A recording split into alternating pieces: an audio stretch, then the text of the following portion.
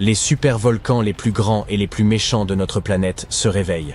Lorsqu'ils entreront en éruption, vous le remarquerez certainement, même si vous vivez à des milliers de kilomètres de l'épicentre. Les scientifiques craignent que nous n'ayons pas assez de temps pour nous préparer et faire face aux conséquences d'une super éruption. On observe une activité volcanique près de la ville italienne de Naples. Et non, cela n'a rien à voir avec le célèbre Vésuve, mais avec un autre volcan. Celui-ci est plus difficile à voir car son sommet n'est pas aussi élevé. Mais ne vous laissez pas abuser par ce mauvais garçon. Il pourrait être bien plus dangereux que son gigantesque voisin. Il possède un énorme cratère d'environ 13 km de large. Ce volcan porte le nom de champ Phlégréen. Il s'agit de l'un des plus grands d'Europe, et il se trouve dans le golfe de Pouzzoles. Les champs Phlégréens sont entrés en éruption il y a 39 000 ans, avec une explosion si massive qu'elle a répandu des cendres dans toute la région méditerranéenne. Elle a également provoqué une baisse de température de plus de 9 degrés Celsius dans toute l'Europe de l'Est. Ce fut la plus grande éruption volcanique du continent en 200 000 ans. Depuis, les champs Phlégréens ont connu des éruptions plus modestes, la dernière datant de 1538.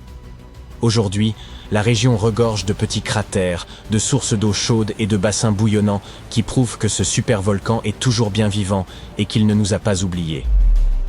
Depuis le début des années 2000, le sol du cratère géant et de la ville voisine s'élève lentement de 3 à 4 cm par an. Au moins 150 tremblements de terre ont secoué cette zone ces derniers temps. En mai 2024, un séisme d'une magnitude de 4,4 s'est produit dans la région, le plus important des 40 dernières années. Les habitants ont dû quitter leur maison et camper à l'extérieur car ils craignaient d'autres tremblements de terre. Personne ne sait comment les champs phlégréens se comporteront dans les mois et les années à venir. Alors les autorités organisent des exercices d'évacuation pour préparer la population au pire. Mais ce volcan italien ressemble à un chaton innocent comparé à la caldeira de Yellowstone. Pour qu'un volcan mérite le titre de supervolcan, il doit être capable de produire des éruptions catastrophiques et d'éjecter d'énormes quantités de magma, de cendres et de gaz volcanique. Le géant de Yellowstone répond à ces critères. Même s'il bouge de temps en temps, ce supervolcan américain n'est pas entré en éruption depuis 640 000 ans. Mais lorsqu'il se réveillera, il le fera probablement avec une puissance incroyable, équivalente à celle que peuvent produire 10 énormes centrales nucléaires. Sous le sol de Yellowstone, il y a une zone très chaude remplie de roches en fusion, le magma. Au fur et à mesure que toute cette matière brûlante se déplace dans ce que l'on nomme la chambre magmatique, le sol au-dessus commence à se gonfler et à s'élever. Lorsque le magma se refroidit, le sol s'affaisse. Entre 2004 et 2009, le sol de Yellowstone s'est élevé de près de 25 cm, mais il a commencé à redescendre lentement en 2010. Les scientifiques ne savent pas si ce volcan entrera bientôt en éruption. Mais il existe un autre grand volcan, la caldeira de Long Valley, en Californie. Il est actif depuis 1980 et pourrait représenter une menace très importante pour les habitants de cet État. Les scientifiques qui l'étudient ont découvert qu'il n'avait eu besoin que d'une petite année pour préparer sa plus grande éruption, survenue il y a 760 000 ans. C'est une mauvaise nouvelle, car l'éruption d'un supervolcan peut avoir un impact considérable sur la planète, comme l'éruption du volcan Toba à Sumatra, il y a environ 74 000 ans. Il s'agissait de la plus grande éruption volcanique que la Terre ait connue en 28 millions d'années. Elle a recouvert une partie de l'Indonésie, de l'Inde et de l'océan Indien d'une épaisse couche de débris volcaniques, comme une couverture de 15 cm. La quantité de roches rejetées correspondait à près de 3 millions d'Empire State Buildings, empilés les uns sur les autres. Le cratère géant créé à cette occasion est toujours visible depuis l'espace. Toute la cendre ainsi que des gaz se sont élevés dans l'air et ont bloqué une partie de la lumière du soleil. Résultat, un hiver volcanique qui a duré entre 6 et 10 ans. Certains scientifiques pensent que cette éruption a pu affecter les premiers hommes. À l'époque de l'éruption du Toba, la population humaine a connu une chute brutale. Certains affirment même que, pour cette raison, les hommes modernes sont tous issus d'un petit groupe de survivants. Selon la théorie de la catastrophe de Toba, la plupart des premiers hommes d'Europe et d'Asie n'ont pas survécu au climat froid et rude qui a suivi l'éruption. Seuls quelques chanceux, en Afrique, auraient surmonté cette épreuve. Tous les scientifiques ne s'accordent pas sur cette hypothèse, certaines données archéologiques et climatiques témoignant d'une toute autre histoire. Un autre volcan qui a profondément changé le monde est le Tambora, en 1815. L'année qui a suivi est entrée dans l'histoire comme l'année sans été. Il faisait froid et pluvieux. et il y avait de la neige et du gel jusqu'en plein mois d'août, surtout en Europe et en Amérique du Nord. Cela s'explique par le fait que le volcan a rejeté des quantités énormes de dioxyde de soufre dans le ciel. Le gaz s'est ensuite répandu dans le monde entier, ce qui a eu pour effet de refroidir la planète. L'éruption du Tambora a également provoqué des tsunamis dévastateurs qui ont coûté la vie à près de 10 000 personnes. Par la suite, environ 80 000 autres personnes sont décédées en raison des conséquences de l'éruption. Le froid a détruit les récoltes, si bien que la nourriture est devenue très chère. Et comme les chevaux étaient alors notre principal moyen de transport, le prix de l'avoine a lui aussi augmenté de façon considérable. Certains pensent même que cela a conduit à l'invention d'un tout nouveau moyen de transport en 1817, la bicyclette. L'éruption a rendu la Terre plus froide pendant environ 3 ans. Mais même s'il s'agissait là d'un événement d'une puissance rare, c'est la catastrophe du Krakatoa, un autre volcan indonésien, qui a remporté la palme en 1883. À cette époque, il était tout simplement plus facile de diffuser des informations grâce aux télégrammes et aux photos. Son explosion finale fut le bruit le plus puissant jamais enregistré dans l'histoire. Les gens ont pu l'entendre sur 10% de la surface totale de la Terre. L'éruption a déclenché un tsunami dont les vagues ont atteint la moitié de la hauteur de la Statue de la Liberté. Si nous n'avions que 12 mois pour nous préparer à l'éruption d'un supervolcan, il nous serait vraiment difficile de stocker suffisamment de nourriture pour tout le monde. Mais ne paniquez pas tout de suite. Les éruptions de supervolcans sont très rares. La dernière s'est produite il y a 26 500 ans en Nouvelle-Zélande. Les scientifiques pensent qu'une super-éruption se produit en moyenne une fois tous les 100 000 ans. Mais ce qui est triste, c'est que la Terre ne suit pas une chronologie parfaite. Il pourrait y avoir des super-éruptions avec des intervalles plus courts et des périodes de calme plus longues. Étant donné qu'il y a déjà eu 2 super-éruptions au cours des 100 000 dernières années, il y a toujours un risque que l'une d'entre elles se reproduise plus tôt que prévu. En plus des supervolcans de Yellowstone et de Long Valley, les scientifiques font état de quelques points chauds moins connus mais tout aussi inquiétants. Au Chili, la Laguna del Maule est entrée en éruption par le passé, laissant derrière elle un immense cratère. Au cours des 20 dernières années, le sol s'est mis à s'élever de près de 0,3 mètres par an, soit très rapidement.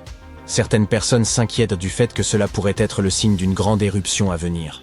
Mais les scientifiques affirment qu'il n'y a pas encore assez de magma pour qu'une catastrophe survienne. En Bolivie, le volcan Uturuncu se réveille également. Il fait partie d'un groupe de volcans qui ont fait parler d'eux par le passé. Depuis les années 60, le sol autour de l'Uturuncu se soulève, mais la dernière éruption remonte à 250 000 ans. Même si le magma remonte, il n'y a pas lieu de s'inquiéter pour l'instant. La probabilité qu'une super-éruption se produise au cours de notre vie est de 1 sur 1400, ce qui est assez faible, et il n'y a donc pas de raison de s'alarmer outre mesure. Mais tout comme quelqu'un gagne à la loterie chaque semaine avec de très faibles chances, une super-éruption pourrait se produire un jour ou l'autre. Et lorsqu'elle se produira, nous devrons absolument être prêts. Waouh! La surface de la Terre tremble. De longues fissures ouvrent le sol. Des rivières de lave dévalent rapidement les pentes. Un bruit assourdissant emplit l'air. Des roches et autres débris sont propulsés partout. Des nuages de gaz et de cendres volcaniques recouvrent le ciel. Ce n'est pas l'intrigue d'un film catastrophe à grand spectacle. C'est ce qui se passe lorsque des supervolcans décident d'entrer en éruption. Mais ce n'est probablement pas le scénario qui se déroulera lorsque le plus grand volcan du monde, le Mauna Loa, décidera de terminer sa longue sieste. En 2021, les scientifiques étaient persuadés que cela arriverait bientôt. Mais jusqu'à présent, rien. La sismicité du volcan continue d'augmenter, puis de revenir à la normale. Mais on ne sait jamais quand ce géant va enfin se réveiller. C'est pourquoi les experts surveillent l'activité géologique de la plus grande île d'Hawaï depuis un bon moment. La grande île d'Hawaï est composée de 5 volcans, dont le plus actif de la planète, le Kilauea, et le plus grand, le Mauna Loa. Ce mastodonte représente presque la moitié de la masse terrestre de l'île. Et ce que la lave du Kilauea émet en une journée, le Mauna Loa peut le cracher en 20 minutes. C'est ce qu'il a fait en 1984. Alors que le petit frère du Mauna Loa fait des caprices depuis un moment, le géant sommeille depuis sa dernière éruption. Mais très récemment, l'Observatoire volcanologique d'Hawaï a enregistré plus de 200 mini-séismes sous le Mauna Loa. Cela signifie probablement une augmentation du flux de magma en dessous. Le volcan est donc peut-être en train de se réveiller, ou pas. Si le Mauna Loa entrait soudainement en éruption, les coulées de lave pourraient atteindre l'océan et les endroits les plus peuplés et touristiques, comme Captain Cook, et ce très rapidement, en quelques heures seulement. En 1984, la dernière fois que le volcan est entré en éruption, la lave est arrivée jusqu'à la banlieue de Hilo, de l'autre côté de l'île. C'est là que se trouve un campus de l'université d'Hawaï. Heureusement, les habitants ont eu quelques semaines d'avance pour se préparer à la catastrophe. De nos jours, les habitants ont des sacs spéciaux prêts à l'emploi contenant les affaires les plus importantes, notamment leurs documents et de l'argent.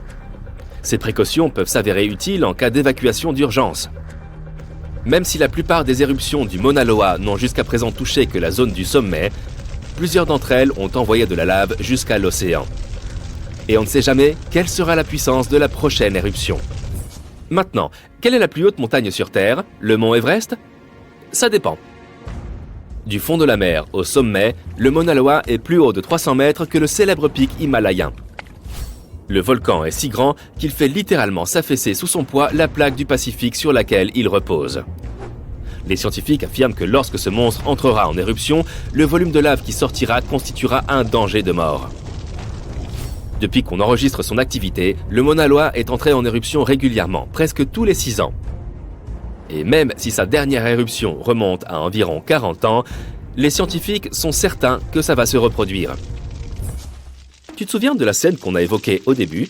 Eh bien, tu peux te détendre. Il est peu probable que cela se produise avec le Mauna Loa. Le fait est que les volcans de la Grande Île, y compris le Mauna Loa, ne sont pas très volatiles. C'est parce que ce sont des volcans boucliers. Ces volcans ont reçu ce nom car ils ne sont pas très hauts et ressemblent au bouclier d'un guerrier posé à plat sur le sol.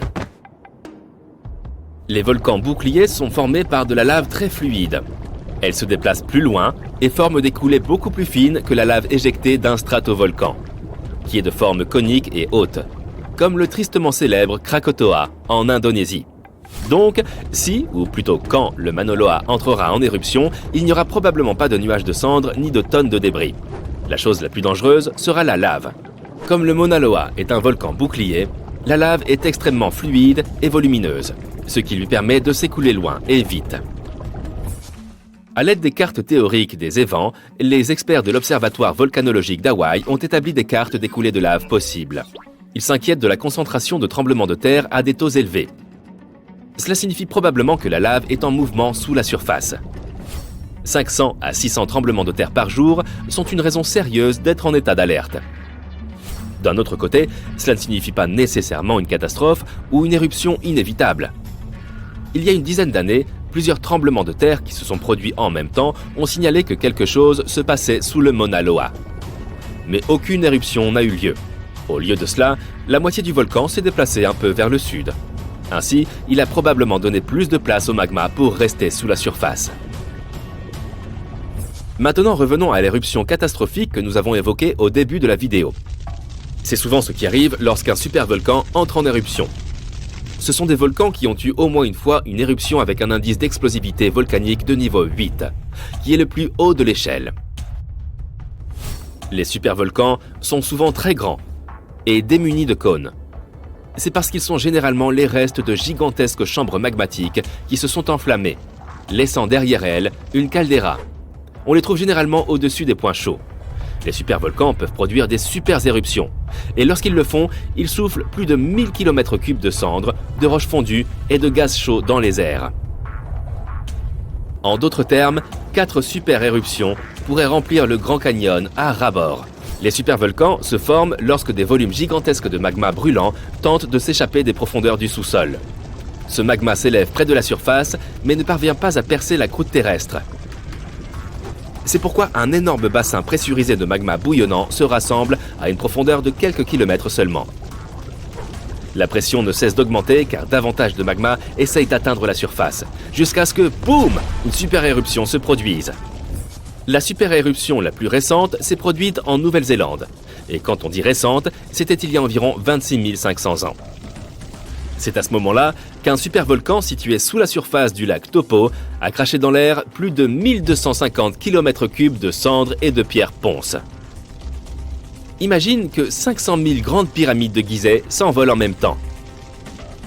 C'est dire à quel point cette éruption était incroyablement puissante. Mais le plus excitant et le plus déroutant dans cette éruption, c'est que le volcan Topo ne s'est pas simplement éteint comme beaucoup d'autres. Au début, tout se passait comme d'habitude. Plus de 800 km3 de magma s'étaient accumulés sous la surface. Et la pression était de plus en plus élevée. Mais après que la roche s'est fissurée et que la première partie de la lave s'est précipitée hors du cratère, quelque chose a mal tourné et le supervolcan a fait une pause. Seulement quelques mois plus tard, l'éruption désastreuse a fait trembler le sol. Et des milliers de tonnes de lave, de roches et de cendres se sont envolées dans l'atmosphère. Le schéma d'éruption inhabituel du Topo déroute encore les scientifiques. Mais l'ère des supervolcans n'est pas terminée. Le plus tristement célèbre d'entre eux est probablement celui du parc national de Yellowstone. Ce géant génère au moins 3 éruptions méga puissantes, et qui sait combien de plus petites. Si ce monstre entrait en éruption aussi fortement qu'il y a 2,1 millions d'années, il cracherait plus de 2450 km3 de matière rougeoyante. À titre de comparaison, ce volume équivaut à 65 millions de coupoles du Capitole de Washington DC, empilées les unes sur les autres. Toutefois, les scientifiques sont sûrs que le Yellowstone ne présente aucun danger de nos jours. Pour qu'une éruption se produise, le magma à l'intérieur doit être fondu à au moins 50%. Or, dans le cas de la caldeira de Yellowstone, ce chiffre n'est que de 5 à 15%. Mais bien sûr, le Yellowstone n'est pas le seul supervolcan de notre planète. Il y a aussi le Topo de Nouvelle-Zélande, que tu connais déjà, la caldeira d'Aira au Japon, la Long Valley en Californie, le Toba en Indonésie. Chacun d'entre eux peut un jour produire une super éruption. Il y a aussi plusieurs supervolcans potentiels qui n'ont pas encore mérité ce nom, car ils n'ont jamais produit quoi que ce soit qui ressemble à une super éruption. Par exemple, en 1883, le volcan indonésien Krakatoa a explosé. La puissance de l'éruption a déchiré les parois du volcan, et de l'eau de mer froide s'est engouffrée dans ses entrailles en fusion. La différence de température a fait exploser le volcan dans un boom assourdissant. On l'a clairement entendu à 3000 km de là, en Australie. Cela a valu à l'explosion le titre de son le plus fort de l'histoire. Mais même si les conséquences de cet événement ont vraiment été catastrophiques, il ne s'est pas avéré assez puissant pour être qualifié de super éruption. Lorsque l'on pense au volcan Aktief, une région nous vient à l'esprit. Il s'agit de la ceinture de feu du Pacifique. Les 3/4 des volcans de la Terre se trouvent dans cette ceinture. Compare cette région à l'Australie, qui n'a aucune activité volcanique. Le vieux continent européen est également calme. C'est en tout cas ce que nous aimons penser. Quel est le volcan le plus actif d'Europe selon toi ? Si tu penses à l'Etna, en Sicile, Italie, tu as raison. Ce volcan est entré en éruption environ 200 fois et il a été plutôt agité ces dernières décennies. La dernière fois qu'il a fait parler de lui, c'était en août 2023. Le plus haut volcan méditerranéen est âgé d'un demi-milliard d'années. Mais en Islande, il y a un volcan beaucoup plus jeune. Il s'est éveillé le 10 juillet 2023. Dans l'après-midi, 3 fissures sont apparues dans le sol sur une péninsule, au sud-ouest de l'île. C'était à la base d'un petit pic montagneux. Son nom signifie petit bélier dans la langue locale. Le volcan crachait de la lave en fusion très haut dans les airs. Il y avait également des panaches de gaz dans la zone. Mais cet événement n'a pas surpris la communauté scientifique. On en savait déjà beaucoup sur la région qui s'étend entre les villes de Reykjavik et de Keflavik. Le nom de ce volcan est difficile à prononcer. Dites donc, ça fait pas beaucoup de voyelles. Il était déjà entré en éruption lors des 2 étés précédents. Cette activité est survenue après 8 siècles de sommeil. Les jours précédant la dernière éruption, les sismologues, qui étudient les tremblements de terre, ont enregistré plus de 12 000 secousses. Lorsque le sol s'est ouvert en juillet, les fissures dans la mesurée n'est plus d'1 kilomètre de long. Le lendemain matin, 2 d'entre elles se sont refermées. Toute la lave sortait maintenant de la dernière fissure. Elle s'est transformée en un cône allongé, la forme la plus simple que peut prendre un volcan. La lave a ensuite rempli un grand cratère. Dès la première semaine, le cône a atteint près de 30 mètres de haut, et il continue à grandir. La nuit de la première éruption, la lave s'est répandue dans toutes les directions. Ces cendres ont enflammé la mousse des environs. Les autorités ont fermé la zone. Des gaz toxiques s'échappaient des volcans, et de la fumée se dégageait de la mousse. Les pompiers sont accourus. Au bout d'1 semaine, ils ont déclaré que la zone était sûre. Les visiteurs sont rapidement venus assister à la naissance du plus jeune volcan d'Europe. Cette forme de tourisme est assez développée en Islande. Les gens viennent du monde entier pour observer les volcans en activité. Le pays du feu et de la glace abrite plus de 130 volcans. Une trentaine d'entre eux sont actifs. Je sais ce que tu te dis. Ce type de tourisme est-il sans danger? En Islande, oui. Les autorités surveillent constamment tous les points chauds. L'île est parsemée de plusieurs dizaines de stations sismiques. Celles-ci permettent aux chercheurs de prédire avec précision les futures éruptions. Et les urgences sont habituées à ce genre d'événements. Ils peuvent rapidement boucler les zones à risque. C'est ce qui s'est passé en 2010. Un volcan situé au sud de l'Islande, Eyjafjallajökull, dont tout le monde peinait à prononcer le nom, est entré en éruption. Il a craché un panache de vapeur et de cendres de 11 km de haut. Ça n'a pas été de tout repos pour les voyageurs aériens. Les vents ont transporté l'énorme panache vers le sud-est, en direction de l'Europe du Nord. De nombreux pays ont fermé leur espace aérien pendant plusieurs jours pour des raisons de sécurité. Le volcan est entré en éruption en mars, mais la Terre tremblait déjà depuis janvier. Les sismologues savaient donc qu'une éruption approchait. En ce qui concerne le plus jeune volcan du continent, l'infrastructure touristique est déjà là. Les visiteurs peuvent laisser leur voiture sur un parking prévu à cet effet. Ils effectuent ensuite une randonnée de 5 heures.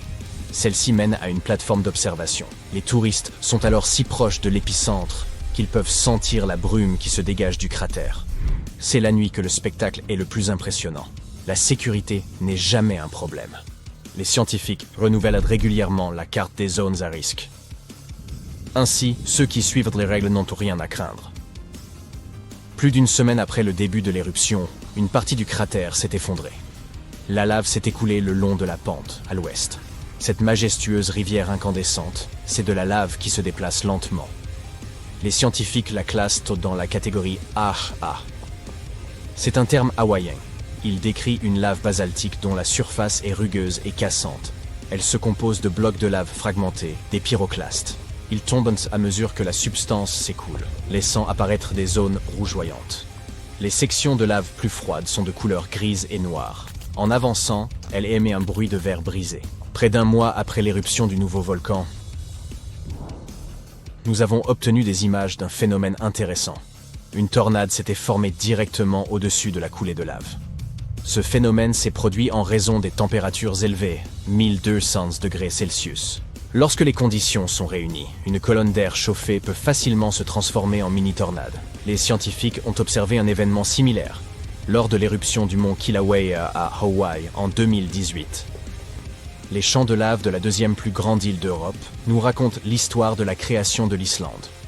Elle se trouve au-dessus de la zone de jonction des plaques nord-américaines et eurasiennes. Les plaques tectoniques sont d'énormes blocs rocheux de la couche la plus externe de la Terre, la lithosphère. Elle repose sur une couche de roche partiellement fondue. Toute la lave que nous voyons à la surface commence son voyage. Ici, ces plaques flottent donc sur de la roche en fusion. Leurs limites sont instables. Lorsque deux plaques se frottent l'une contre l'autre, elles libèrent d'énormes quantités d'énergie. C'est ainsi que se forment les volcans. Ce sont les points où le magma remonte à la surface. L'Islande s'est formée il y a environ 60 millions d'années. Les plaques tectoniques se sont éloignées l'une de l'autre, dorsale médio-atlantique. Suffisamment de lave s'est accumulée pour créer un sol solide. Cette ancienne roche se trouve aujourd'hui sous les vagues. Lorsque la nouvelle lave atteint la surface et se refroidit, elle repousse la vieille roche du centre de l'île.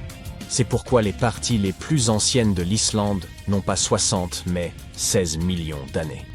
Les champs de lave actifs du pays sont jeunes en termes géologiques. Certains d'entre eux ont moins de 1000 ans. Les scientifiques considèrent l'île comme une zone volcanique des plus sensibles. Près d'un tiers de la lave basaltique qui a atteint la surface de la Terre dans l'histoire documentée depuis le XVIe siècle provient d'éruptions islandaises. Des fissures, comme celles qui ont précédé l'éruption de 2023, couvrent 30% du pays. Pour cette raison, seul un quart de l'île est habité. Les Vikings ont été les premiers à s'installer en Islande au début du Xe siècle. La nature leur a réservé un accueil des plus chaleureux. Quelques années seulement après leur arrivée, en 934, ils ont assisté à l'une des plus grandes éruptions volcaniques de l'histoire. Les Vikings venaient d'une région où il n'y avait pas de volcan. Ils n'avaient donc aucune idée de ce qui se passait. Aujourd'hui, les Islandais sont habitués à de tels événements. C'est une bonne chose car leur patrie vient d'entrer dans une nouvelle ère d'activité volcanique. Les volcanologues pensent que les événements récents marquent le début de décennies d'éruptions. La péninsule, Reykjanes, qui abrite le plus jeune volcan de la Terre, se trouve à seulement 27 km au sud-ouest de la capitale. Il est inactif depuis longtemps. Les éruptions actuelles nous rappellent que les processus naturels qui ont créé l'Islande, le volcanisme, se poursuivent encore aujourd'hui. Récemment, nous avons découvert qu'il existe un lien entre les éruptions volcaniques du nord de l'Europe et les glaciers. Notre planète a connu au moins 5 grandes périodes glaciaires. Il s'agit de périodes très longues, au cours desquelles la température moyenne de la Terre chute de manière extrême. Le résultat a été l'expansion des couches de glace, glaciaires, à travers l'Europe du Nord et l'Amérique du Nord. La dernière période glaciaire s'est achevée il y a environ 10 000 ans. Les chercheurs essaient encore de comprendre comment ces périodes glaciaires affectent l'activité volcanique. Ils pensent que c'est le poids de toute cette glace qui perturbe l'écoulement du magma sous la Terre. Lorsque les glaciers se retirent, la pression diminue. La lave peut alors s'écouler plus facilement vers la surface, où elle jaillit.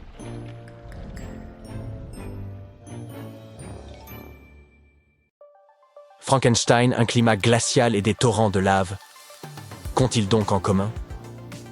Ils trouvent tous leur origine dans l'éruption du mont Tambora. Ce volcan indonésien a eu un impact si colossal que ses répercussions se faisaient encore sentir en Suisse 1 an plus tard, bien que ces deux endroits soient séparés de plusieurs milliers de kilomètres. Nous pourrions bientôt faire face à un phénomène similaire. Restez à l'écoute, car on va vous dévoiler l'endroit précis où la prochaine éruption est attendue pour 2025. En 1815, le Tambora a connu une éruption d'une force inégalée, projetant un immense nuage de fines particules dans l'atmosphère. Ce voile atmosphérique a réfléchi la lumière du Soleil, provoquant un refroidissement mondial et même l'année sans été de 1816. Les températures ont drastiquement chuté, provoquant des récoltes désastreuses et entraînant des pénuries alimentaires partout dans le monde, exacerbées par de nombreux problèmes de santé. Anecdote méconnue, Frankenstein a vu le jour en raison d'un été anormalement froid en 1816. Mary Shelley, bloquée en Suisse par ce climat glacial, a rédigé ce récit pour combler ses journées. Mais ce fut la seule conséquence positive de cet événement. En Angleterre et en Irlande, les mauvaises récoltes ont causé une famine si sévère qu'elle a coûté des vies. Tout cela imputable à l'éruption survenue en Indonésie. Bien que plusieurs autres volcans soient entrés en éruption depuis, aucun n'a eu d'impact aussi dramatique que le Tambora. Markus Stoffel, professeur de climatologie à l'Université de Genève, estime que les éruptions majeures ne sont pas simplement dues au hasard. Elles sont inévitables. Nous avons donc le choix. Attendre passivement ou commencer dès aujourd'hui à nous préparer. Cette future éruption se produira dans un monde bien différent de celui de 1815. La planète est aujourd'hui non seulement beaucoup plus densément peuplée, mais elle a aussi connu des transformations irréversibles qui bouleversent notre quotidien.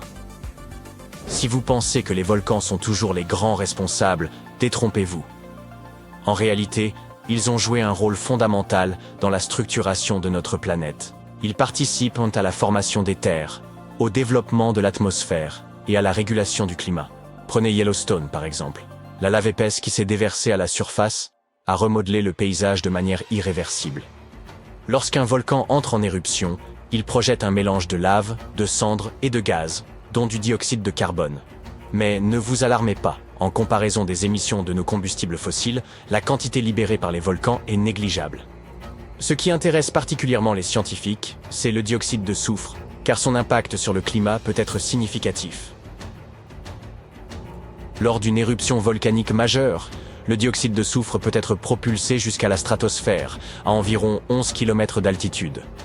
Une fois à cette hauteur, il se transforme en minuscules particules d'aérosol qui dispersent la lumière du Soleil, contribuant ainsi à refroidir la planète. Toutefois, cet effet n'est pas immédiat. Ces particules peuvent rester en suspension pendant plusieurs années et se propager à travers le monde entier. Aujourd'hui, des équipements sophistiqués nous permettent de surveiller les émissions de dioxyde de soufre depuis l'espace. Prenons l'éruption du mont Pinatubo aux Philippines en 1991.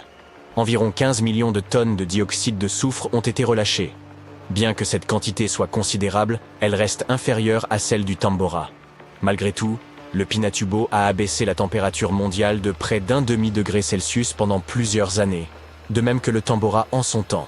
Cela peut sembler peu, mais en réalité, les conséquences sont loin d'être insignifiantes. Si la température de la planète augmente ne serait-ce que d'1,5 degré, les répercussions sur le niveau des mers pourraient être sérieuses. Les experts estiment que cela pourrait entraîner une hausse allant jusqu'à 20 cm d'ici la fin du siècle, menaçant d'engloutir de nombreuses terres côtières, avec des conséquences dramatiques pour de nombreuses communautés. Une éruption volcanique capable de refroidir la planète pourrait-elle alors s'apparenter à un mécanisme naturel de régulation? Pas tout à fait. Bien qu'une éruption puisse effectivement refroidir la planète, il serait erroné de croire que cela représente le type de rafraîchissement dont nous avons besoin. De telles variations de température peuvent gravement perturber les cultures, comme ce fut le cas en 1816. Des recherches montrent également que des éruptions majeures peuvent modifier les régimes de précipitation, entraînant un assèchement des régions de mousson en Afrique et en Asie. La mousson d'été dépend en effet de la différence de température entre la Terre et l'océan, une variable que l'activité volcanique peut altérer. De manière intéressante, un climat plus chaud pourrait intensifier les effets de refroidissement des éruptions. Les spécialistes expliquent que la formation et la dispersion des particules d'aérosols sont influencées par les conditions climatiques. Avec la hausse des températures, une circulation atmosphérique plus rapide peut générer des particules d'aérosols de taille réduite, lesquelles se montrent plus efficaces pour diffuser la lumière solaire et donc renforcer l'effet de refroidissement. Les océans jouent également un rôle dans cette interaction. Lorsque la surface océanique se réchauffe, elle crée une couche stratifiée qui limite le mélange des eaux chaudes et froides. Selon Stoffel, cela pourrait signifier que les éruptions volcaniques refroidissent principalement les couches supérieures de l'océan et l'atmosphère qui les surplombe. De plus, le réchauffement climatique pourrait exercer une influence directe sur les systèmes volcaniques.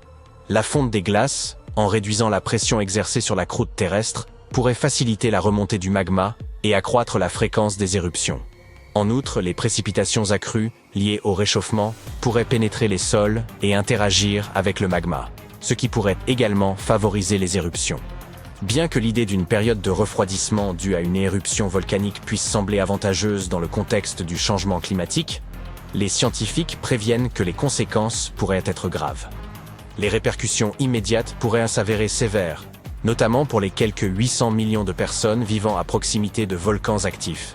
Une éruption majeure pourrait anéantir des villes entières. À titre d'exemple, les champs Flégréens, situés près de Naples, montrent des signes d'activité croissante et menaçant la sécurité de près d'1 million d'habitants. Si vous passez par l'Oregon, restez vigilants, car les experts estiment que cet état pourrait être le théâtre d'éruptions volcaniques.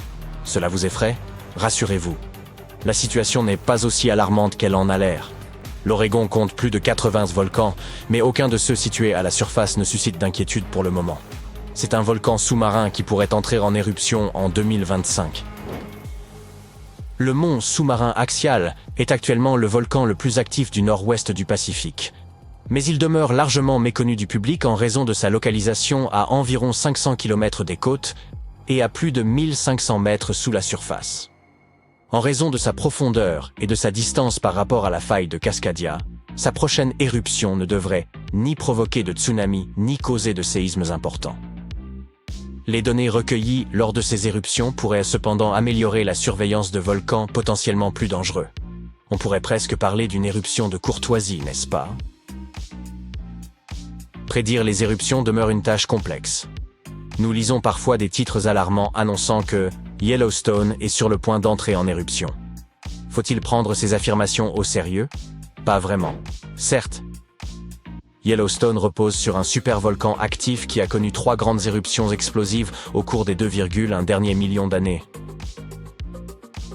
La dernière éruption remonte à environ 70 000 ans, tandis que la plus importante, survenue il y a quelques 631 000 ans, a formé l'immense caldeira de Yellowstone.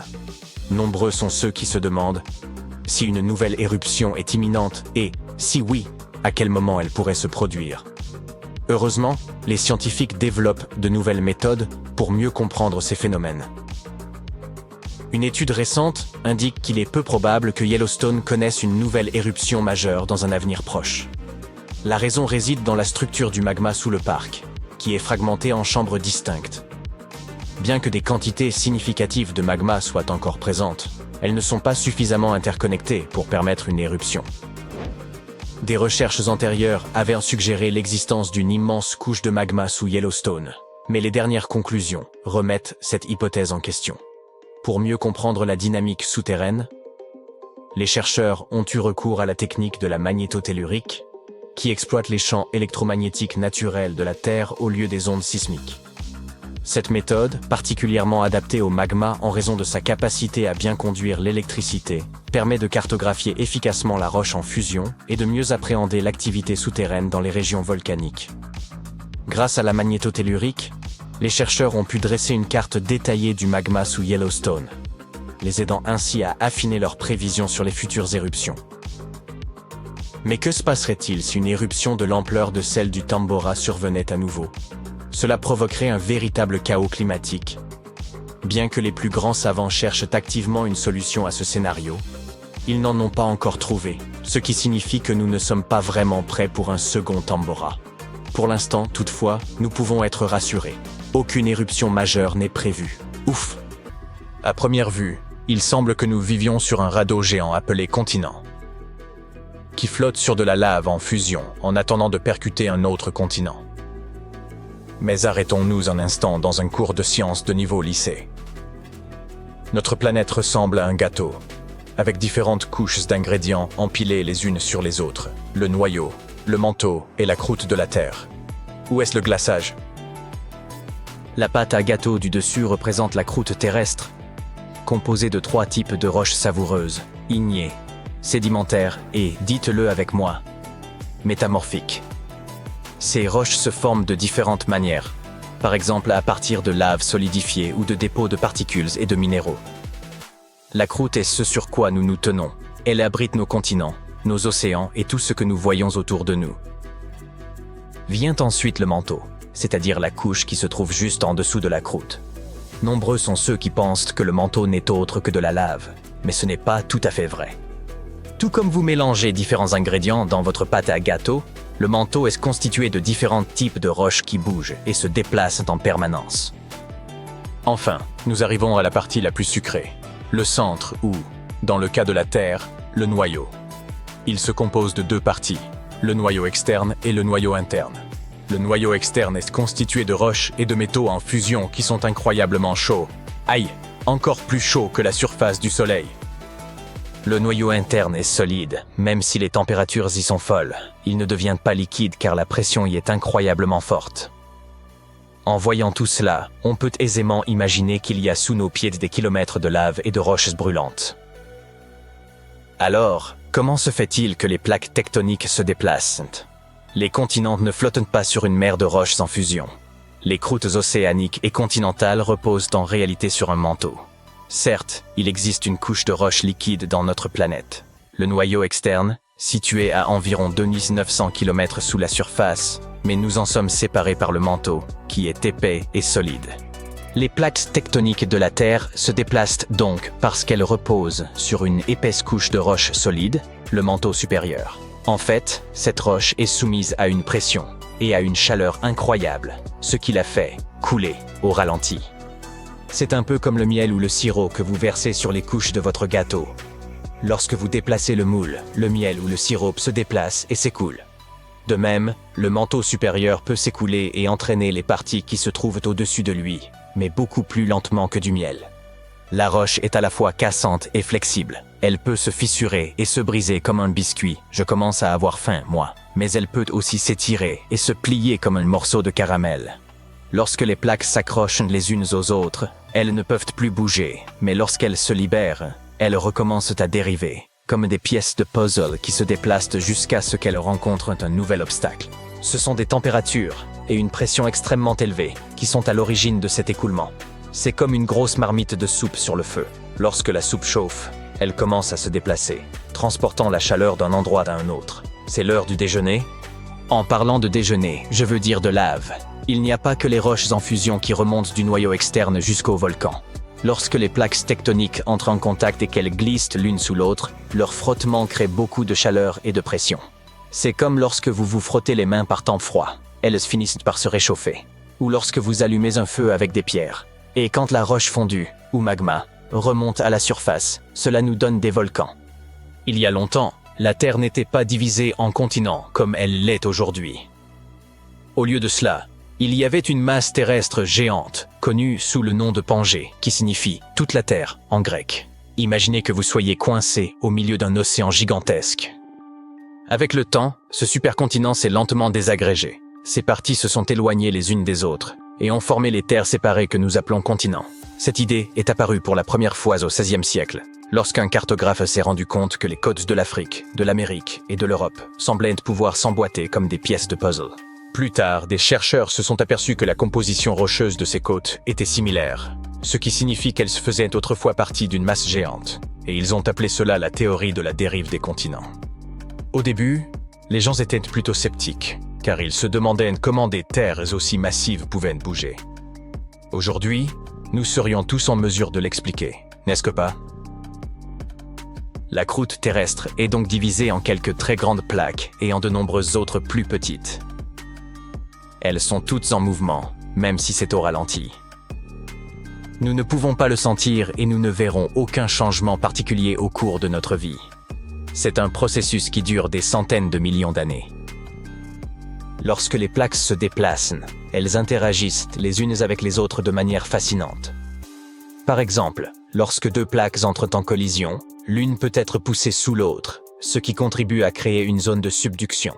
Au fil du temps, c'est ainsi que l'on obtient des choses intéressantes comme des îles volcaniques, des fosses et même des chaînes de montagnes. Les plaques ont apparemment commencé à se déplacer il y a environ 3 à 5 milliards d'années.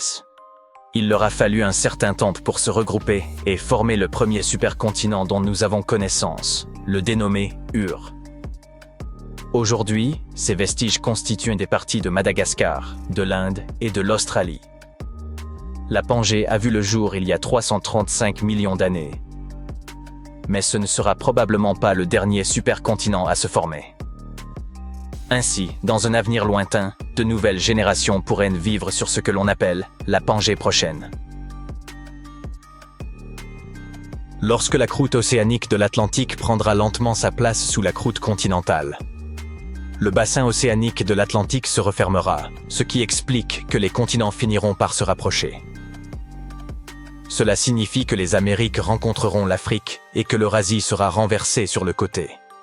Les hommes pourront donc vivre sur une masse continentale géante en forme d'anneau, regroupée autour de la mer intérieure, ou du moins de ce qu'il en reste. Ou bien les continents prendront une autre direction et formeront un autre puzzle, appelé l'amassie. Dans ce scénario, les Amériques dériveront vers l'ouest, fusionneront avec l'Australie et pivoteront vers la Sibérie. Et ce n'est pas tout. La Novo-Pangée est le scénario dans lequel les Amériques se rejoignent pour embrasser l'Antarctique et l'Australie, tandis que l'Afrique s'éloigne vers le nord-ouest. En fait, tous les continents se rejoignent pour former une masse continentale géante qui s'étend d'un pôle à l'autre. Vous en voulez encore?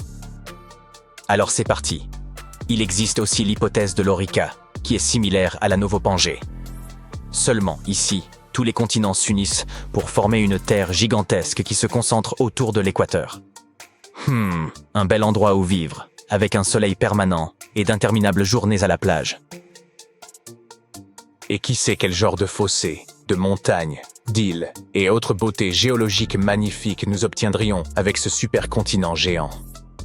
La Pangée s'est disloquée il y a environ 175 millions d'années. Lorsque les océans Atlantiques et Indiens ont commencé à s'élargir vers l'est, la ceinture de feu s'est formée. Il s'agit d'un tracé qui longe l'océan Pacifique, où les tremblements de terre sont fréquents et les volcans actifs. L'Eurasie n'a pas pu franchir cette frontière et continuer à se déplacer vers l'ouest. Désormais, l'Eurasie peut se déplacer latéralement le long de la ceinture de feu. Les zones de subduction agissent en quelque sorte comme une barrière qui oblige les plaques tectoniques à progresser dans des directions différentes. Ainsi, l'Eurasie pourrait éventuellement entrer en collision avec les Amériques et former quelque chose de semblable à l'Amazie. Comme j'aimerais m'asseoir confortablement avec des pop-corn pour assister à ce magnifique spectacle, mais cela ne se produira pas avant au moins 50 millions d'années. Je pressens que je ne serai plus là à ce moment. Différentes théories évoquent différentes possibilités pour le prochain supercontinent. Mais il semble qu'il se situera probablement quelque part dans la zone polaire, autour de ce que nous appelons aujourd'hui l'océan Arctique. Bear, ce n'est pas ma tasse de thé. Ramenez-moi le soleil. Non, j'ai une meilleure idée. À table. Le 14 janvier 2022, les habitants d'Anchorage, en Alaska, ont entendu une série de fortes détonations. Elles se sont poursuivies pendant près d'une demi-heure. Ainsi qu'ils l'ont découvert plus tard, la source des détonations se trouvait à près de 9650 km de là, dans l'archipel des Tonga, dans le sud de l'océan Pacifique.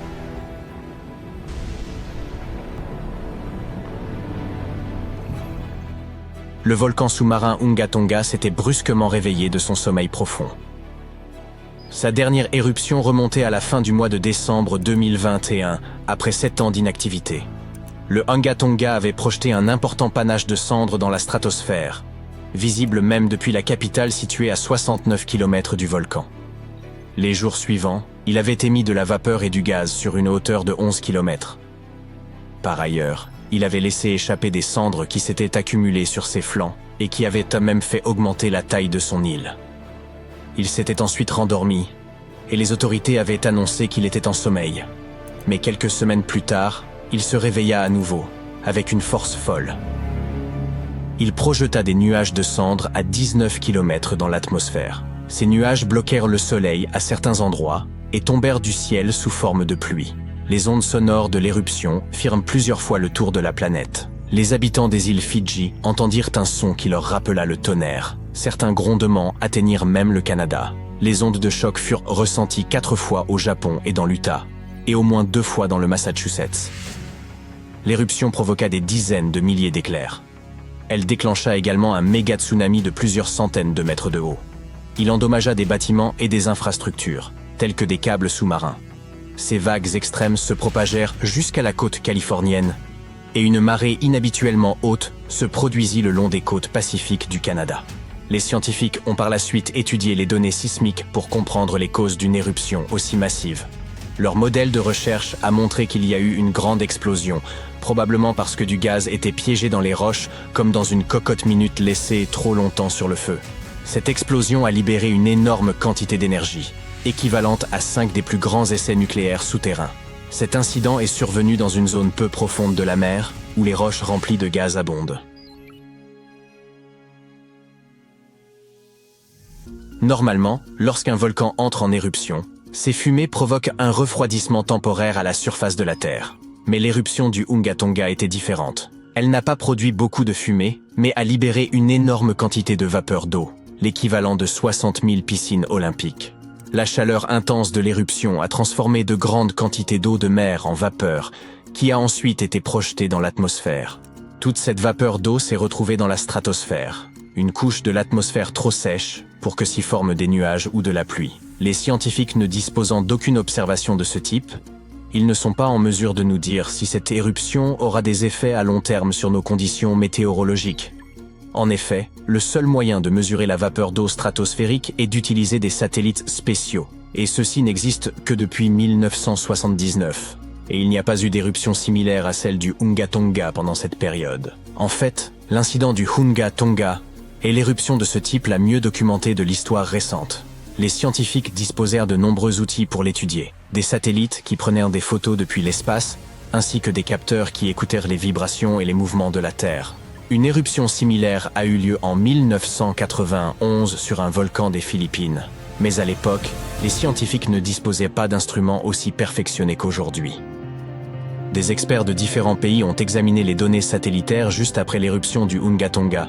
Ils voulaient en savoir combien de temps la vapeur d'eau resterait dans la stratosphère, où elle irait et, bien sûr, ce que cela signifierait pour la planète et pour nous tous. Le premier résultat important de l'éruption, du moins en partie, a été un énorme trou dans la stratosphère qui s'est maintenu pendant plusieurs mois en 2023. Lorsqu'il est apparu, la vapeur d'eau avait atteint la stratosphère polaire au-dessus de l'Antarctique. Mais l'éruption du Unga Tonga n'a finalement eu qu'un effet minime sur les températures moyennes mondiales, du moins pour l'instant. Espérons qu'il ne répétera pas l'histoire du Tambora, dans l'actuelle Indonésie. Il y a plus de 2 siècles, en 1815, ce méchant volcan est entré en éruption et a provoqué une année sans été. L'année suivante, l'hiver a été exceptionnellement froid et humide en Europe et en Amérique du Nord. Il y a également eu des tsunamis catastrophiques qui ont détruit des maisons et qui ont coûté la vie à 10 000 personnes, et 80 000 autres sont tombés malades à la suite de ces événements. Il est impossible de manquer un événement comme l'éruption du Hunga Tonga ou du Tambora, mais certains volcans sous-marins sont découverts par accident. Une passagère d'un vol commercial qui regardait par le hublot au-dessus de l'océan Pacifique a vu une tache d'une couleur étrange sur l'eau. Elle a pensé qu'il pouvait s'agir d'une nappe de pétrole ou de pierres ponces flottantes, signe indicateur d'une éruption volcanique récente. Elle a décidé d'envoyer une photo de cette zone à un géologue. Et c'est ainsi que les scientifiques ont découvert l'un des plus grands volcans du monde, le Havre. Il se cache à environ 900 mètres sous la surface. En 2012, ce volcan a connu une éruption massive qui a duré environ 88 jours. De la lave brûlante s'est écoulée de 14 cheminées différentes autour de son cratère en forme de demi-cercle. Le Havre n'est qu'un des nombreux systèmes volcaniques recouverts par des milliers de mètres d'eau. Ces volcans, les plus actifs de la planète, font partie d'un gigantesque système appelé dorsal médio-océanique, qui s'étend tout autour du monde. Ce système produit environ 75% de tout le magma qui sort des volcans de la Terre chaque année. Il libère plus de 2 km3 de lave. Lorsque le magma se refroidit, il forme les bords de nouvelles plaques océaniques, qui sont comme des pièces de puzzle géantes constituant la croûte terrestre. Une équipe de scientifiques a étudié les matériaux laissés au fond de l'océan par les éruptions volcaniques de l'âge de bronze. Il y a environ 3600 ans, un volcan partiellement immergé dans le sud de la mer Égée s'est réveillé avec fracas. Cette éruption a détruit l'île de Santorin et projeté d'énormes quantités de cendres, de roches et de gaz dans l'air. Elle a laissé derrière elle d'épaisses couches de cendres et de roches qui se sont déposées en tas au fond de l'océan. Les scientifiques étudient l'ancienne éruption de Santorin depuis plusieurs années afin de comprendre ce qui se passe lors d'éruptions d'une telle ampleur. Leurs recherches permettent d'expliquer comment les futures éruptions volcaniques pourraient affecter le climat de notre planète. Cette étude aide également les scientifiques à comprendre la force des éruptions, la hauteur des colonnes éruptives et la taille des vagues qui se forment lorsque toutes les cendres et les roches se déposent au fond de l'océan. Ces informations aideront à prévoir les dangers des futures éruptions. Lorsqu'un volcan entre en éruption, personne ne devrait se trouver à l'intérieur, mais des scientifiques ont tenté l'expérience. En quelque sorte, ils ont mis au point une nouvelle technique d'imagerie intelligente qui utilise les meilleures méthodes de l'imagerie médicale et des microscopes optiques. L'imagerie matricielle, ainsi qu'on appelle cette technique, permet de mieux comprendre ce qui se passe sous terre, même lorsqu'il n'y a pas beaucoup de capteurs disponibles. Ces capteurs, appelés géophones, détectent et enregistrent le mouvement des ondes sismiques, c'est-à-dire des vibrations qui se propagent à travers la Terre. L'étude de ces ondes permet aux scientifiques de connaître les différents types de roches et leur disposition sous la surface. Les chercheurs ont testé leur méthode sur un volcan de Guadeloupe, dans les Caraïbes. Il n'y a pas beaucoup de géophones sur ce site, mais les scientifiques ont pu combiner les données de plusieurs géophones grâce à leur nouvelle technologie. Ils ont utilisé une astuce appelée effet mémoire pour inverser les distorsions qui se produisent lorsque les ondes sismiques ricochent sur différents matériaux souterrains et retrouver l'aspect des signaux d'origine. Ils ont ainsi clairement pu voir la structure intérieure du volcan jusqu'à une profondeur d'environ 10 km, avec des images incroyablement détaillées d'une résolution extrêmement haute. Ils ont découvert qu'il existe de nombreuses couches de magma stockées sous terre. Ces couches sont reliées à d'autres parties profondes de la planète. La connaissance de ces couches et de leur comportement pourrait permettre aux scientifiques de mieux prévoir le moment de l'éruption d'un volcan. S'ils y parviennent, ils pourront peut-être avertir les gens plus tôt et les protéger des événements les plus destructeurs. La dernière super éruption de Yellowstone s'est produite il y a environ 640 000 ans, bien avant que l'Homo sapiens ne fasse son apparition. Cependant, nous étions déjà présents lors d'une autre catastrophe naturelle tout aussi dévastatrice. Cette super éruption s'est produite sur l'île de Sumatra il y a près de 74 000 ans. À ce moment-là, un super volcan en éruption a ravagé d'immenses territoires, projetant des panaches de débris et de cendres qui se sont dispersés sur des milliers de kilomètres, provoquant une chute significative des températures à l'échelle mondiale. Les effets de cette éruption cataclysmique se sont fait sentir jusqu'en Afrique australe, et les experts estiment qu'il pourrait avoir eu un impact considérable sur les premiers humains. À l'époque de l'éruption, nos ancêtres utilisèrent déjà des outils en pierre et savaient probablement comment produire du fil. Certains vont jusqu'à suggérer que la super-éruption du Toba aurait été d'une telle intensité qu'elle aurait pu menacer la survie même de nos ancêtres, les rapprochant du seuil de l'extinction. Selon les scientifiques, l'éruption du Toba pourrait être la plus grande éruption survenue sur Terre au cours des 2 derniers millions d'années. Elle a expulsé une quantité colossale de roches pyroclastiques, suffisante pour recouvrir la totalité des États-Unis d'une couche aussi épaisse qu'une maison à un étage. Environ un tiers de ces dépôts se sont accumulés dans le nord de Sumatra, tandis qu'une grande partie a été emportée sous le plancher océanique de l'océan Indien. Cette éruption a laissé derrière elle un lac de cratères elliptiques d'environ 100 km de long. La caldeira est si vaste qu'il est difficile de se rendre compte que l'on se trouve sur un volcan. Les dépôts de ponce issus de l'éruption sont encore visibles dans les parois des canyons, s'enfonçant profondément sous terre.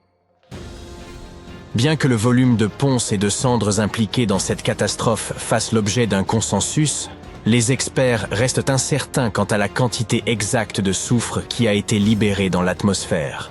Certaines couches de soufre présentes dans les glaces polaires pourraient bien être le résultat d'une telle libération. Mais jusqu'à présent, aucune corrélation n'a été établie entre elles et l'éruption du Toba. Revenons à l'impact profond qu'a eu cette éruption sur les premiers humains. Il apparaît que certains ont non seulement survécu, mais ont même prospéré après cette catastrophe naturelle. Du moins, à en juger par les vestiges qu'ils ont laissés durant et après l'éruption. Il est possible que le désastre n'ait pas constitué une menace sérieuse pour ceux de nos ancêtres qui ont trouvé refuge le long des côtes. Les preuves génétiques indiquent que les humains modernes descendent d'un groupe de quelques milliers de personnes qui ont quitté l'Afrique il y a environ 60 000 ans. Pourquoi un groupe aussi restreint? Selon certains spécialistes, la majorité de nos ancêtres aurait pu être anéantie par l'éruption du Toba. En effet, le supervolcan a projeté 4200 km3 de poussière et de roches en un instant, laissant une cicatrice terrestre large de plusieurs dizaines de kilomètres. La poussière et le soufre rejetés dans l'atmosphère par le Toba ont probablement contribué à refroidir la surface de la Terre, provoquant ainsi la formation de glaciers et une baisse du niveau des mers. Étant donné l'importance potentielle du rôle de Toba dans l'évolution humaine, les chercheurs ont intensifié leurs efforts pour comprendre précisément comment les premiers humains ont réagi à cette catastrophe. En 2011, plusieurs chercheurs ont découvert un échantillon de sol mystérieux à Pinnacle Point, en Afrique du Sud, un site archéologique surplombant l'océan Indien. Cet échantillon contenait des traces de cendres volcaniques. Après avoir analysé cette couche, ils ont mis au jour plus de 400 000 artefacts laissés par les premiers humains, allant d'outils en pierre taillés à des signes de maîtrise du feu et des ossements d'animaux. Sur la base de ces découvertes, l'équipe de recherche a émis l'hypothèse que les premiers habitants de la côte sud-africaine ont non seulement survécu, mais ont prospéré après l'éruption, peuplant cette région pendant des millénaires et perfectionnant leurs outils.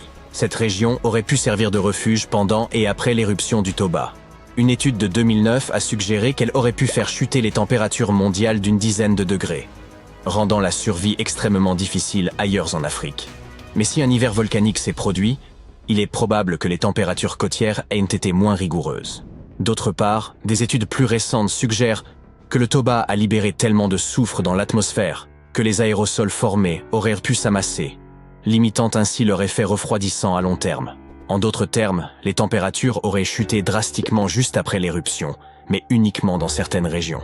Après environ 3 ans, ces effets se seraient estompés et ne constitueraient plus une menace pour l'homme. Cependant, il semble que des recherches supplémentaires soient encore nécessaires pour confirmer ces hypothèses. En attendant, voyons plutôt s'il convient de surveiller certains volcans de nos jours. L'année dernière, des milliers de secousses sismiques ont ébranlé le sol près de la centrale géothermique de Svartsengi en Islande. Le magma a fait surface dans cette région, ouvrant de larges fractures à travers la petite ville de Grindavik. Le sol y continue de se soulever, et une éruption pourrait survenir sans préavis. Mais ça ne s'arrête pas là. Partout dans le monde, 45 autres volcans continuent de montrer des signes d'activité. Prenons l'exemple du Vésuve en Italie. ce volcan tristement célèbre pour avoir anéanti la ville de Pompéi en 79 après Jésus-Christ. Au cours des 17 derniers millénaires, le Vésuve a connu 8 éruptions explosives, suivies de coulées pyroclastiques dévastatrices. Des flux denses de cendres, de fragments de lave et de gaz surchauffés se déplaçant à grande vitesse. La dernière éruption de ce volcan remonte à 1944. Le mont Rainier, situé aux États-Unis, est considéré comme l'un des volcans les plus dangereux du pays. Son altitude élevée, sa composition chimique, sa proximité des banlieues de Seattle et Tacoma dans l'État de Washington, ainsi que sa capacité à produire des coulées pyroclastiques massives, font de ce volcan une menace sérieuse. La chaleur dégagée par le mont Rainier pourrait faire fondre la glace et la neige qui le recouvre, provoquant des coulées rapides de débris, de boue et de roches vers les vallées environnantes. Le volcan Nova Rupta, situé dans le parc national de Katmai en Alaska, s'est formé lors d'une éruption en 1912, la plus grande du XXe siècle. Cette éruption a projeté près de 30 km3 de cendres et de débris dans l'atmosphère, générant un flux de cendres si intense qu'il a donné naissance à la vallée des 10 000 fumées. Le Pinatubo, situé dans une région densément peuplée des Philippines, est devenu tristement célèbre après une terrible éruption en 1991, la deuxième plus grande du XXe siècle. Plus de 700 personnes ont péri lors de cette catastrophe naturelle. Aujourd'hui, plus de 21 millions de personnes résident à moins de 100 km du Pinatubo. Le mont Agung, un volcan indonésien en activité continue, a connu sa dernière grande éruption en 1963. Cet événement fut l'une des éruptions les plus tragiques de l'histoire du pays. Pendant 11 mois, le volcan a déversé des cendres et des coulées pyroclastiques, causant la mort de plus de 1000 personnes et d'importants dégâts matériels. Des panaches de cendres ont été observés au-dessus du volcan tout au long de l'année 2018, à la suite de l'éruption de novembre 2017. Le mont Fuji, au Japon, n'a pas connu d'éruption depuis 1707. Cette année-là, un puissant séisme aurait déclenché l'activité volcanique. En 2014, des experts ont mis en garde contre un risque accru d'éruption du Fuji, suite au séisme de magnitude 9 qui a secoué le Japon en 2011. Selon eux, ce tremblement de terre aurait augmenté la pression sous la montagne. Lors de l'éruption de 1707, une telle quantité de cendres et de débris a été projetée dans les airs que Tokyo a été touché. Si le Fuji devait entrer en éruption à nouveau, cela pourrait affecter plus de 25 millions de personnes dans les régions environnantes. L'éruption du mont St. Helens, dans l'État de Washington, en 1980, a été l'un des événements volcaniques les plus dévastateurs de l'histoire des États-Unis. 57 personnes et des milliers d'animaux ont péri lors de cette catastrophe naturelle. L'éruption a également ravagé environ 520 km² de forêt. Les experts estiment que l'historique des éruptions massives du mont St. Helens rend de futures catastrophes inévitables. Une prochaine éruption explosive pourrait disperser de grandes quantités de cendres à travers le nord-ouest du Pacifique. C'est pourquoi ce volcan est étroitement surveillé. Le mont Merapi, l'un des volcans les plus actifs d'Indonésie, est en éruption depuis des siècles. Selon la NASA, le principal danger de ce volcan réside dans ses coulées pyroclastiques, qui peuvent se propager sur de vastes zones et mettre de nombreuses vies en péril. La dernière éruption du Merapi a eu lieu en janvier 2024, projetant des panaches de fumée dans l'atmosphère. Aujourd'hui, plus de 24 millions de personnes vivent dans les environs de ce volcan. La plus grande région volcanique sur Terre n'est pas en Afrique ni au Japon, mais sous la glace de l'Antarctique. Les scientifiques ont découvert 138 volcans dans sa partie occidentale, et si jamais ils se déchaînent, vous le remarquerez sûrement. Ils pourraient y faire fondre d'énormes quantités de glace qui se déverseraient dans l'océan, en augmenteraient le niveau et rendraient notre planète inhabitable pour les humains. Mais avant que vous ne fassiez vos bagages pour vous envoler vers une autre planète, écoutez-moi. Actuellement, seulement 2 des volcans de l'Antarctique sont officiellement classés comme actifs. Et il faudrait toute une série d'éruptions, décennie après décennie, pour qu'ils aient un impact sérieux sur le monde entier. Le mont Erebus, l'un de ces 2 volcans actuellement en activité, porte fièrement le titre de volcan actif le plus austral du monde. Il est en éruption continue depuis au moins 1972.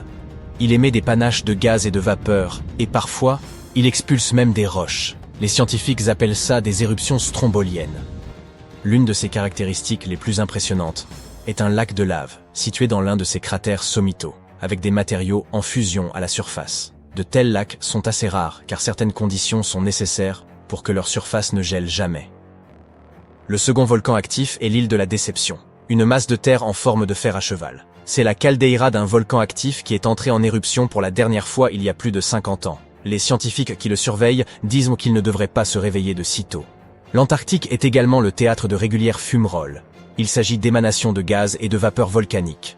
Dans les conditions adéquates, les crevasses peuvent expulser suffisamment de matériaux pour ériger des tours de glace de 3 mètres de haut. Les scientifiques surveillent les volcans de l'Antarctique avec des sismomètres qui se mettent en marche lorsque la Terre commence à trembler à cause de l'activité volcanique. Parfois, ils utilisent également des technologies plus complexes, mais les opérations sont toujours difficiles en raison de la distance de cette région polaire et des moyens qu'il faut mettre en œuvre pour s'y rendre. C'est pourquoi personne ne peut prédire quand l'un des volcans du continent, actuellement endormi, entrera en éruption. Nous pourrions savoir à quoi ressemblerait un tel réveil si nous analysions ce qui s'est passé il y a près de 20 000 ans. Mais le faisons-nous? L'un des volcans endormis de l'Antarctique, le mont Takahe, a autrefois connu une série d'éruptions et émis une bonne quantité d'halogène riche en ozone.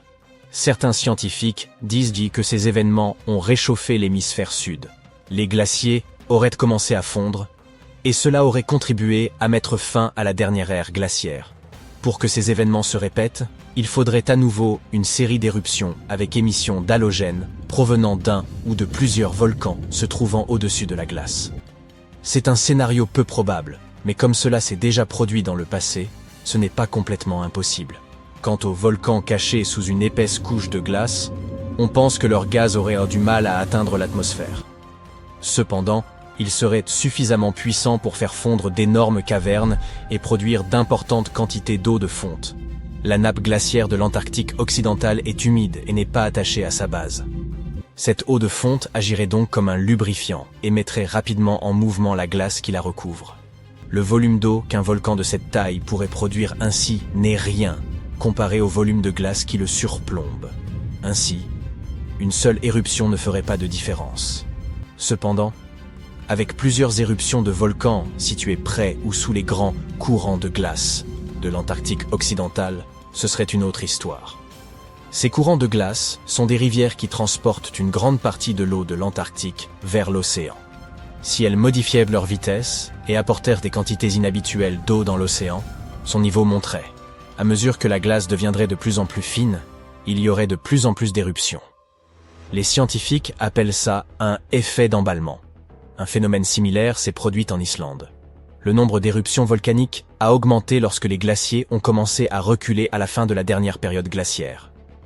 Pour que des changements massifs se produisent, il semblerait donc que plusieurs volcans situés au-dessus de la glace et contenant des gaz riches en halogène doivent devenir actifs dans un laps de temps assez bref et rester puissants pendant des dizaines voire des centaines d'années. L'Antarctique contient environ 80% de toute l'eau douce du monde. Et si toute cette glace fondait, le niveau global des mers augmenterait de près de 60 mètres. Et nous n'aurions plus qu'à chercher une nouvelle planète où vivre. Mais ce scénario est peu probable. Il est plus probable que des éruptions sous-marines lubrifient les flux de glace et envoient des masses d'eau dans l'océan. Mais ce ne serait pas la fin du monde. Un supervolcan extrêmement puissant et furieux pourrait y parvenir, et cela s'est déjà produit par le passé. Il y a plus de 200 millions d'années, le monde a connu une transformation majeure, avec non pas une, ni deux, mais 4 éruptions volcaniques massives. La province magmatique centra-atlantique s'est trouvée en éruption continuelle pendant 600 000 ans. C'était à Wrangellia, une grande masse de terre et jadis un volcan supermassif s'étendant sur ce qui est aujourd'hui le territoire de la Colombie-Britannique et de l'Alaska. Mais ce n'est ni la lave ni les cendres volcaniques qui ont dévasté l'environnement.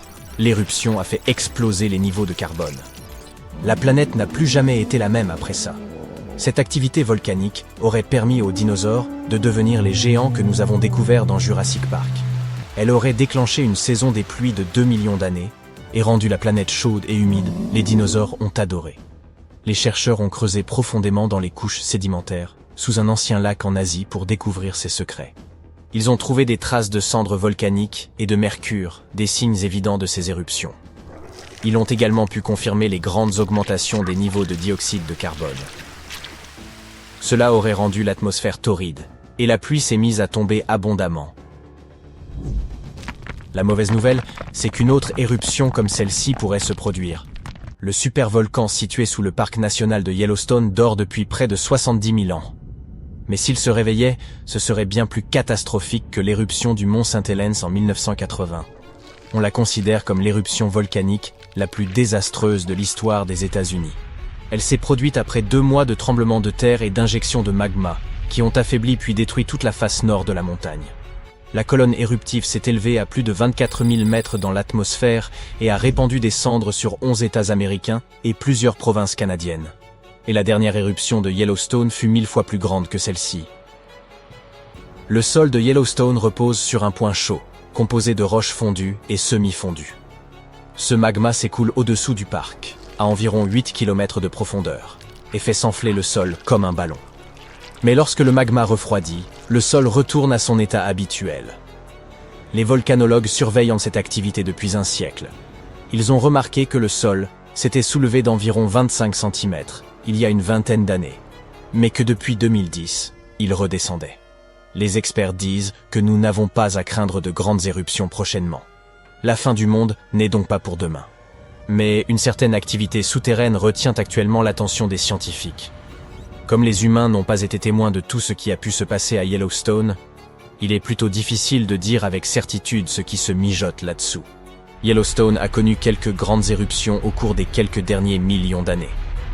Elles se sont produites avec une grande régularité, avec des intervalles de 6 à 800 000 ans. La dernière grande éruption a eu lieu il y a environ 640 000 ans, et elle a véritablement remodelé tout le paysage, dispersant des cendres et des débris jusqu'en Louisiane. Il est toujours possible d'en voir les conséquences dans la caldeira de Yellowstone. Les experts disent qu'une éruption massive comme celle-ci est un scénario peu probable. Il est plus probable que nous assistions à des éruptions de vapeur et d'eau chaude ou, au pire, à des coulées de lave. Mais quand et avec quelle force cela se produira reste un mystère pour les scientifiques. Il est 7h59 lorsqu'un homme, brusquement tiré de son sommeil, se retrouve confronté à une force mystérieuse et irrésistible. Tandis qu'il tente de comprendre ce qui se passe, une gigantesque colonne d'eau, haute de 30 mètres, fonce déjà en direction de sa ville natale. En moins de 20 minutes, une immense vague dévastatrice emportera bâtiments, arbres et véhicules, coûtant la vie à la majorité de ses proches et de ses amis.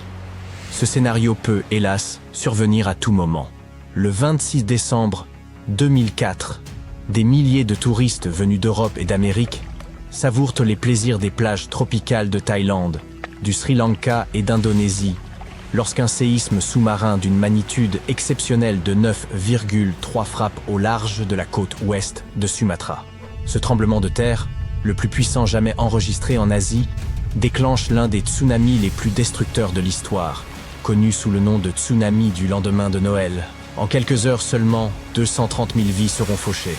La ville de Banda Aceh, située sur l'île de Sumatra en Indonésie et peuplée de 260 000 habitants, se trouve au plus près de l'épicentre. Moins de 30 minutes après la secousse, d'énormes vagues, atteignant la hauteur d'un immeuble de 10 étages, déferlent sur la ville. Plus de 60 000 personnes périssent sur le champ, et les destructions sont si catastrophiques que presque personne ne survit dans la trajectoire des flots. Ensuite, le tsunami s'abat sur la Thaïlande. Les vagues, traversant l'océan Indien à la vitesse fulgurante de 800 km/h, atteignent les côtes de Phang Nga et de Phuket environ 90 minutes après le séisme. Malgré ce laps de temps considérable, ni les habitants ni les touristes ne sont préparés. Nombreux sont ceux qui, intrigués par le recul inhabituel de la mer, s'avancent sur la plage pour observer le phénomène avant d'être submergés par une muraille d'eau. Ce jour-là, près de 5400 personnes, dont 2000 touristes étrangers, perdront la vie en Thaïlande. 1 heure après avoir frappé la Thaïlande, le tsunami atteint le sud-est de l'Inde, près de Chennai. Des vagues chargées de débris s'enfoncent sur plusieurs kilomètres dans les terres, emportant plus de 10 000 vies. Au Sri Lanka, la situation est encore plus dramatique. Plus de 30 000 personnes succombent, tandis que des centaines de milliers d'autres se retrouvent sans abri. La puissance exceptionnelle du tsunami se manifeste même à une distance considérable. 8 heures après le séisme, il fait ses dernières victimes en Afrique du Sud, à 8000 km de l'épicentre. Là-bas, des vagues imprévisibles prennent les nageurs au dépourvu. Les travailleurs du Centre national d'alerte au tsunami attribuent de l'ampleur de cette destruction à l'extraordinaire puissance du séisme. Celui-ci est issu d'une faille de subduction, où des plaques océaniques denses glissent sous des plaques continentales plus légères. Ces failles, parmi les plus vastes du globe, se situent sous les océans. Le tremblement de terre de 2004 a fracturé une étendue de 1500 km entre les plaques indiennes et australiennes, à une profondeur de 50 km sous le fond marin. En outre, au lieu de se limiter à une secousse brève, le séisme a duré 10 minutes, libérant une énergie colossale.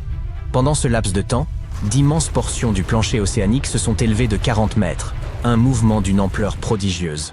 Ce déplacement soudain a généré des vagues gigantesques qui se sont propagées à travers l'océan, semblables aux cercles formés par un galet lancé dans l'eau. Toutefois, les vagues de tsunami n'ont rien de comparable à celles dont raffolent les surfeurs. Ces vagues ressemblent plutôt à une rivière tumultueuse en crue, submergeant tout sur son passage. Être pris dans ces eaux déchaînées rend presque toute chance de survie illusoire. Si les courants ne vous entraînent pas sous la surface, les débris emportés par les flots le feront. Cela explique pourquoi, lors des séismes, les blessés sont nombreux et les pertes humaines relativement moindres. À l'inverse, les tsunamis causent bien plus de morts que de blessés, car survivre à une telle catastrophe est extrêmement difficile. Les tsunamis dévastateurs comme celui de 2004 sont rares, ce qui explique pourquoi l'Inde et le Sri Lanka ne connaissaient pas de précédents similaires. Ce manque d'expérience, associé à l'absence de système d'alerte, a rendu les conséquences encore plus dramatiques. Les populations, éloignées de l'épicentre, n'ont pas ressenti le séisme. Privées de signes avant-coureurs, d'alerte officielle ou de mémoire historique, elles ont été prises au dépourvu lorsque les vagues ont ravagé ces zones côtières densément peuplées. L'océan Pacifique, le plus vaste de la planète, est le théâtre principal des séismes et des tsunamis. Des raz de marée localement destructeurs frappent cette région environ tous les 1 à 2 ans. En effet, 76% des tsunamis meurtriers enregistrés se sont produits ici. Par ailleurs, 99% des victimes de tsunamis sont liées à des événements locaux ou régionaux qui surviennent plus fréquemment et touchent les zones côtières avec une rapidité redoutable.